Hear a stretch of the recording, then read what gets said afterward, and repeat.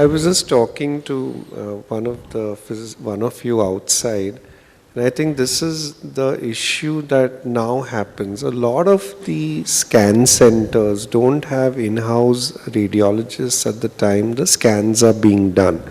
A lot of them are these chains like Krishna, Aarti, or even second locations of good setups, but it's at the periphery and they try to run it in a hub and spoke manner.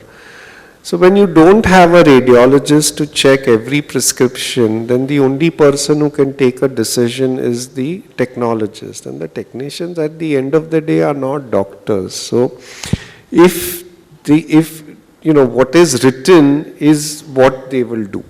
So if you write epilepsy protocol, they will know what an epilepsy protocol is. But if you just write MRI brain, they are not the ones necessarily taking a history as well. They may just do whatever they feel like at that point in time, and nobody has a leg to stand on, because if you complain, they'll say, but you didn't write down. And if somebody else complains, then everybody can just have a blame game, but it's just an unfortunate thing. And I'll tell you sometimes the consequences of this, right? And I'm digressing from neuro a little. We have an interstitial lung disease protocol. It's a very simple protocol where you do inspiratory, expiratory, and supine and prone imaging. It's required the first time that the patient is ever sent for an ILD scanning screen, whatever.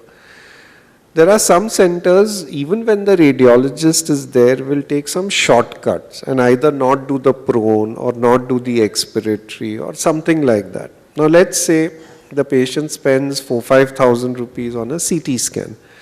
Then the pulmonologist is unhappy with the scan and the report, so sends the scan to me for a second opinion. My second opinion charge is 4,500, and just upfront.